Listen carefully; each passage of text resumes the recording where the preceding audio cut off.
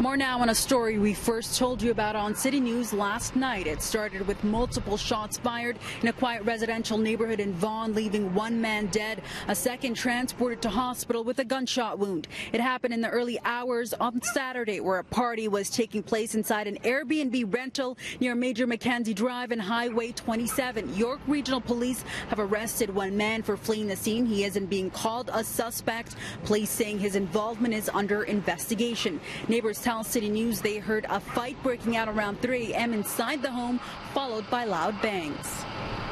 Pretty surprised, but you can't be surprised these days. It can happen anywhere. I guess it was an Airbnb rental, so you never know really.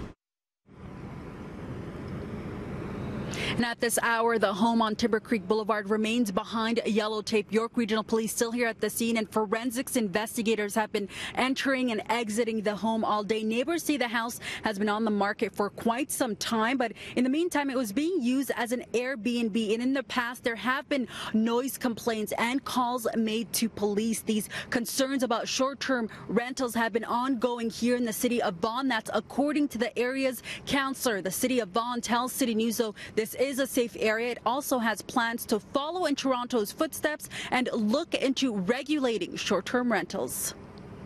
I'm just looking forward to getting a grip on this because it's getting rampant, and right now I feel like it's a free-for-all. So and it's not fair, and it hasn't been a pretty scene, and it's pretty scary. And you know, residents shouldn't have to live scared in their homes because of short-term rentals. So we've seen the City of Toronto introducing regulations for short-term rentals. Is the City of Vaughan at all considering doing the same? The City of Vaughan has just embarked on the review and trying to incorporate the new Airbnbs, which is something that just never existed before.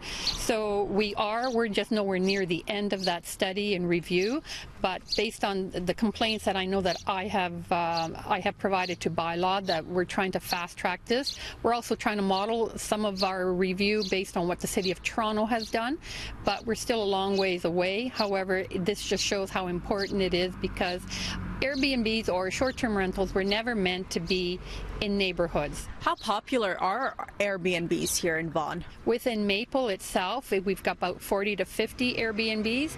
I understand there's a lot more closer to Canada's Wonderland. I know that last year we had a huge influx of foreign buyers buying up homes during that hot market, and now they're sitting on these properties, no intent to move in, and they're trying to recoup their investment somehow. But Airbnb is not the best way to do it. How do you think regulations might alleviate some concerns from members of the public? Well, we need to have zones established at the very least where you can and where you can't. We also have to be fair, because at the end of the day, you know, if people are looking to rent a home for business, they're in the city for a month or two or whatever, we don't want to prohibit that from happening. But, you know, having these major parties in these homes for a one-night stand, it's just not acceptable. The listing for the home has been removed from the Airbnb website. Airbnb telling City News it has also launched an investigation on their end. Part of that investigation will also be looking into who was renting the home at the time of the shooting. That incident or that information has not been made public.